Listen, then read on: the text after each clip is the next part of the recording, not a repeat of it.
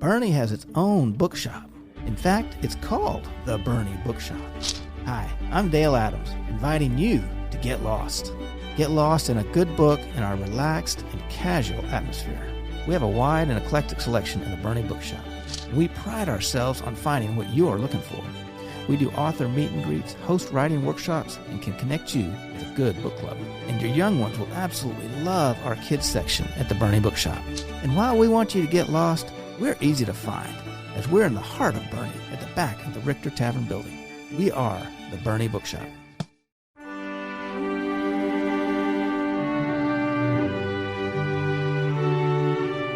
Boerne Radio, 103.9 FM, Baron Wiley here, and may I say Merry Christmas to you, and I have a very special treat for you, but a bigger treat for me. When you ask the majority of Americans what the greatest Christmas movie of all time is, the answer is always, say it with me, It's a Wonderful Life. Well, Shannon and I, my wife, have already watched it once this last week. I cry at the same spots every time, just like you, starting with those first voices that come on the screen when the town folks of Bedford Falls are praying to God to help George Bailey. Today, a prayer has been answered for me with what you're about to hear. So I was in the Boerne Bookshop last week getting ready to record Ceasefire with Dale Adams. He's the owner of the Boerne Bookshop. And he has on display a book that grabbed my attention because it had Jimmy Stewart on the cover, surrounded by his kids coming down that staircase. And this new book is called The Heart of It's a Wonderful Life, How the Most Inspirational Movie of All Time Still Inspires the Spirit. And it's written by Jimmy Hawkins, who played Tommy Bailey, the youngest Bailey on those stairs. The book is the entire script of the movie. I cracked that book to the scene just right there in the bookshop there where George and Mary are on the phone with Sam Wainwright, and they're cheek to cheek on the phone listening, and the tension is high. And man, George Bailey snaps, and he says, I don't want any plastics, I don't want any ground floors, and I don't want to get married, ever, to anyone. And the passion between Mary and George begins there. And so now I'm crying in the bookshop in the middle of this book. I buy the book, I read the book, and I call the publisher, Harper Horizon, and I asked, can I promote this book in our 12 Days of Christmas contest? And they said yes. And then I asked, is it possible to speak to Mr. Jimmy Hawkins, the author? Dear friends of Boerne Radio, Jimmy Hawkins, a man who played Little Tommy in It's a Wonderful Life. He's had a wonderful life. He's been in over 40 movies, over 300 TV shows, including The Donna Reed Show, The Adventures of Ozzie and Harriet, and he played Tag Oakley in 81 episodes of Annie Oakley. He's a producer and author, including this wonderful book, The Heart of It's a Wonderful Life. Welcome to Boerne Radio, Mr. Jimmy Hawkins. How are you, sir? I'm great, and what an introduction. Thank you very, very much. I'm glad you enjoyed the book. Wow. Everybody talks about the script being in there and seeing what Jimmy Stewart saw on those pages and how he interpreted it. They think it's very unique that they're reading a book and then up pops part of the script, and it helps tell our story much better. But thank you. Thank you for enjoying it. Well, you have, a unique perspective. You were there and saw Jimmy Stewart. I was. Well, what was that like when you reacquainted yourself with even Donna Reed and Jimmy Stewart? Did y'all talk about the movie? Oh, yeah. Well, Donna Reed was extremely special. It turned out to be a wonderful experience. I did the very first Donna Reed show. They were looking for a boyfriend for the daughter, Shelley Fabre, Mary Stone, and I got the part. And what you do when you start a show, you read around a table to see if it works. You know, the writers are there and the director and producers. And before we started the read, I saw Donna Reed at the other end of the table, and I walked up to her and I said, excuse me, Mrs. Reed, my name is Jimmy Hawkins. I played your son, Tommy Bailey, in It's a Wonderful Life. She said, oh, yes. They told me they signed you. Oh, oh, I'm so glad that you're here. She said, you know, we had a nickname for you on the movie. I said, oh, really? Well, what was that? She said, we used to call you Rip Van Winkle. I said, Rip Van Winkle, why is that? She said, with all the commotion going on under the hot lights, you would fall asleep and nothing would bother you. You just slept until they needed you, and then they'd shake you and wake you up, and you'd be bright-eyed and bushy-tailed and do the scene. And that's why we called you Rip Van Winkle. And that's something. This lady remembered that story about that little kid, 4.5 years old back then. And 8 years later, I was still doing the show.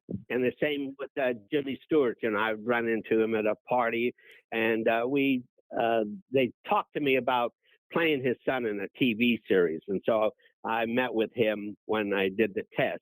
they tested 3 different couples for 3 different types.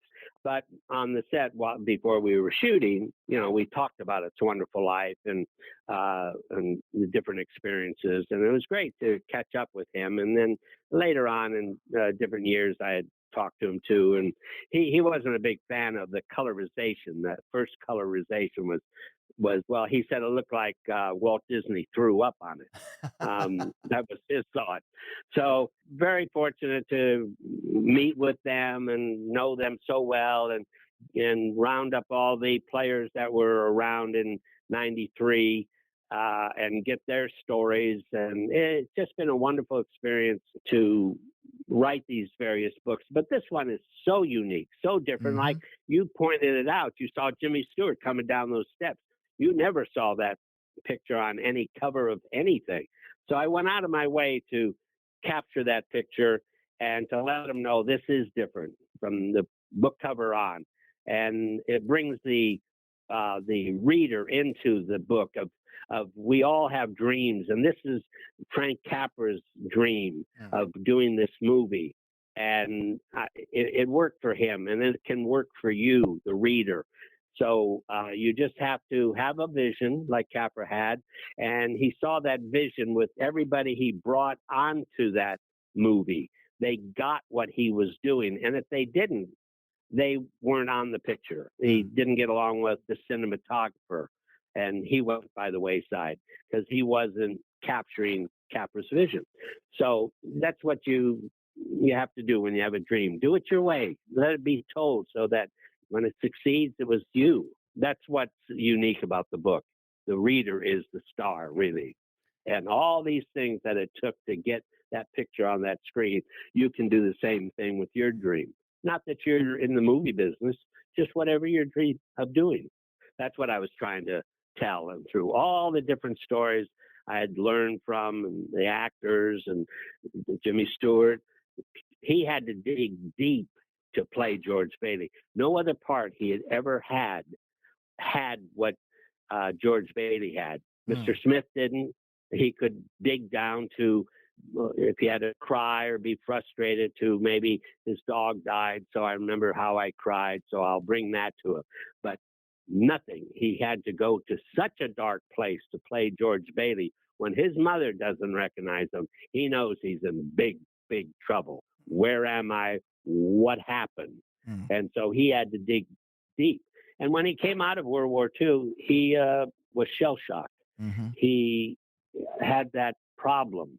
Capra saw that in a couple scenes, and it scared even Capra because he knew Jimmy Stewart was going someplace on that airplane when he was piloting and going to bomb the different areas, and he lost crew members along the way, and he took it personal. He thought it was his fault that they died. So those are all the things that he could grab from to play this George Bailey character, a guy that sees what life would have been like if he had never been born. And he didn't understand it until his mother said, "I don't know you." So it's a great film. And I cry just like you every time. Even talking about it and remembering talking to somebody about it, it makes your voice quiver and stop for a moment. You've got to compose yourself. So I thank you for liking it. I'm glad you like it and want to talk about it. Well, of course, I could talk about this all day. I want to respect your time, but I want to dig in because you do add some color to scenes. Again, your memories and your experience there. And you said that even Jimmy Stewart scared you as a little kid in that scene where he ran out the house before he went to try to go commit suicide. That's right. Yeah, he did. And especially Janie. She was really touched by it. She was pounding on the piano. And we did that master scene. And then one day on a Saturday morning, they brought us all back. And they wanted to get our reactions in a close-up. Capra was shooting in some other part of the movie on that Saturday. And so they brought us back to that set, relit it for us as the close-up, the older boy and Janie playing the piano and me. And I remember it was so quiet. And there was another man directing us. It wasn't Frank Capra. We had seen him for 12 days every day for over 2 weeks. And now all of a sudden somebody else is coming in and telling us what that scene was like and describing it to me. And now your dad's going berserk and he's breaking everything up. And he really welled up something in me. And the set was so quiet. I remember the silence. And nobody yelled, action, and you hear the bell ring, nothing. Everything was very quiet through this director. And he just looked at the cinematographer like, turn it over, roll it. And then he had me for 10 minutes. He knew that's when he was going to run out of film. And he just kept talking and getting these emotions from me. And then when he saw I was tearing up, he said, okay, print cut, that's it. Next kid. And so very unique that somebody else came in and directed. Yes. Very unique. Indeed. So, but it worked. They punched it up. You saw us all reacting to him doing this, and it worked for the scene very well. It all blended in. It was an impeccable picture. I even asked Capra, I said, if you had anything to do over again, would you? He said, yeah, I would. I said, what would you have done differently? The Donna Reed character, when he was in Pottersville, I made her a very meek librarian. And a girl who was so single-minded to go after George Bailey at 11 years of age, she leans over at the drugstore. I love you till the day I die. Mm-hmm. She never would have been a meek librarian. She would have been a force of some kind in that era, in the 40s. She would have had a dress shop or a real estate woman. He said, but that's the only thing I'd change. I said, wow, that's interesting. Isn't that something? Oh, the whole movie. You have a second shot at it, and that's the only thing he would have changed. Great filmmaker. Yes, indeed. Capra, again, genius. But Donna Reed, so beautiful. And there's a thing going around on the internet. Actually, it was from a guy named Michael Medved where I first saw it. He's a movie reviewer. And he said, watch the scene where George sees Mary for the first time at that high school dance. And you can turn the volume down and just watch that silently. And her look, his look speaks volumes. And that was the genius of Capra as well. Yeah, he put them in those situations to punch up something, and Jimmy Stewart really didn't want to feel that. He was going to see the world and couldn't see a world with Donna Reed, staying home with the kids or anything. No. It just was impeccable storytelling. It just didn't miss a beat. He was always coming up with business for me to do. Your daddy's come in the door, run up to him and go through his pockets. Like maybe he brought you something.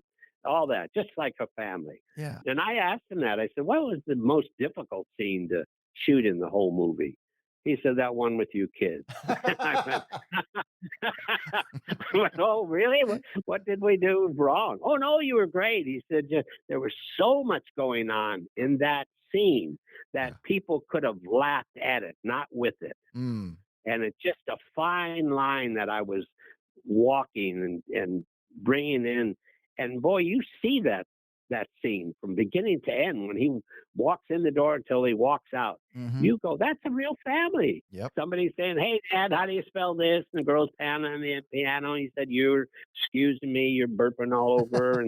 and he said that could have been laughed at. But it just showed a real family just going through their daily thing. It was great. I can see how frustrated he must have been when that picture bombed.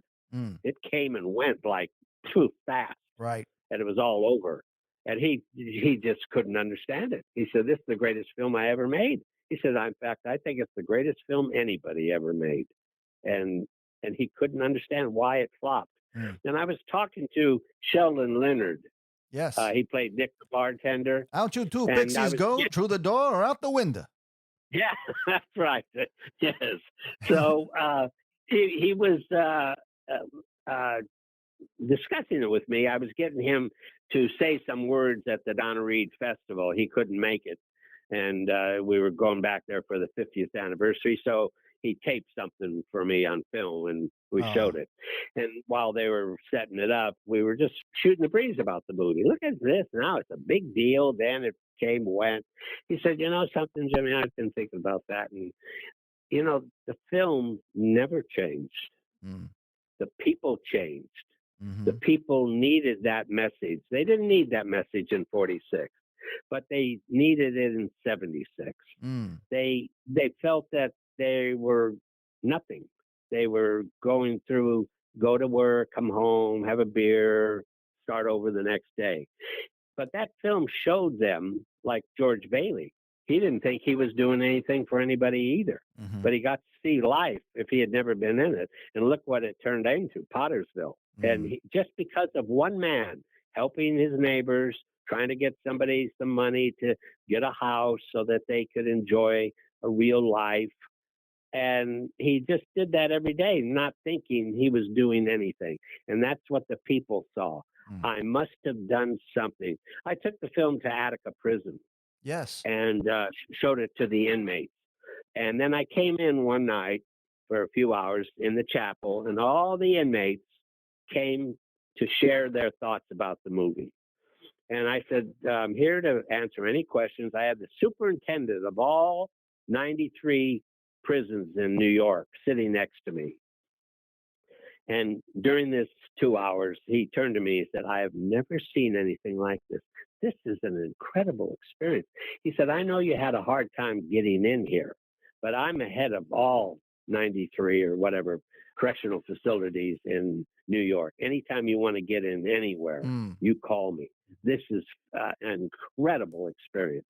So the guys, I asked them, I said, I'll answer anything, but I have the first question. I want to start and ask you something. Did you see anywhere in this film that George Bailey got a second chance at life? Like you guys are getting a second chance being here? And boy, hands started coming up and sharing their stories about watching the film and what it meant to them. I realize now I've lost all these years of watching my little girl grow up. And now it can never relive that again. She's grown up without her daddy, and I'm never coming back here again. So it touches lives. It's all sorts of things, and people wanting to commit suicide share with us when we do a personal appearance or something, and it just brings out things in people that they just share these things with us. And so I was fortunate enough to know the actual people there on the set, how they felt doing the film, what reaction afterwards, then since it's become so big. And so I can write about it because I was there with the people. It wasn't hearsay or I heard somebody say something about, no, this is from Capra. This is from Jimmy Stewart. This is Donna Reed telling me something over 8-year period on doing her show, having lunches after the show went off, being at her house when she was so ill and died 2 weeks later. It's a long relationship with these people that I could bring to this book, The Heart of It's Wonderful Life. This is what made it what it is. Well, we're talking with Jimmy Hawkins. He played Tommy Bailey in the movie It's a Wonderful Life. The book is called The Heart of It's a Wonderful Life. Mr. Hawkins, as you played Tommy, your father's name was Tommy, Thomas J. Hawkins. Was that intentional or just a happy coincidence? just the way it was. Wow. We had a lot of Tommies in our family anyway. Very good. But that's funny. Play Tommy Bailey. Yeah. So I like people when they say the whole name. I don't like, he played Tommy in the movie. I like, he played Tommy Bailey. Yeah. I like that. It rings better. Absolutely. I wanted to just kind of highlight that your father was a World War II veteran. He'd probably deny that he was a hero, but you get to talk about some of your heroes in this book, including Roy Rogers. Oh, yeah. I think all kids had heroes in their lifetime, and I just let them know George Bailey's hero was his father. And he did something in the book, and something that people talk to me all about just in conversation. George Bailey got to tell his dad that he thought he was a great guy. You could tell because of the cook in the boarding house said, well, I was wondering when one of you guys were going to talk about it, and because people, especially guys, aren't that sentimental. They are sentimental, but it's hard to say, hey, I love you. I think you're a great guy, and give a man a hug. And there's nothing wrong with it. You don't have to be macho. And George Bailey got a chance to tell his dad, I think you're a great guy, Dad. And 2 hours later, his dad was dead. Mm-hmm. And just think of what that, if he never had said that, how he would have been kicking himself all those years after. Why didn't I just tell the guy? And that's what that scene I bring up, that I had the opportunity to tell my dad something. We all should do it. It's hard, especially guys. It's hard. It's he's got to know I like him. But tell him. Yeah. Roy Rogers, I mean, he just was a hero. And years later, I got to work with him on a project for a movie. And he was that guy that you saw on that screen. Mm-hmm. Very nice guy, very nice to everybody. I'd be up at meetings at his museum in Victorville, and I'd bring the writer up, and we had more questions to ask him and talk to him over lunch and everything. And then he'd get on this little, he called Trigger the Third. It was a little small golf cart that he would ride around and say hello to everybody in the museum. And so we'd leave his office, and then there are 2 doors going into the museum. And the guy would be standing there ready to open the door so he could scoot out in this little scooter. And I remember him looking back and said, well, it's Roy time. Right. And they'd open the door, and out he'd go to meet with the people. He's a very nice man. Of course. Very, very nice. We have something in common a little bit here. My dear friend and mentor, a hero of mine, who's involved here with Boerne Radio, his name is Sonny Melendrez, and he was an on-air personality at KMPC in Los Angeles in the 70s. Yeah. And Gene Autry owned that station. That's right. Another hero of yours. Yeah. Oh, yeah. Gene was, what a great guy. Great sense of humor. I'd travel with him when we weren't shooting. I'd go on tour with him to state and county fairs all over the United States. And it was just he and his wife and me and myself and his pilot on his plane going from town to town to meet with the show. He just was a great guy. He asked me one night, he said, what'd you do last night? So I went over to the drugstore. Oh, what was happening? I just went to get a banana split. Banana split? What's that? I said, well, it's a banana and there's 3 different kinds of ice cream and blah, blah. Really? And he turned to his wife. He said, we ever have a banana split? She said, no.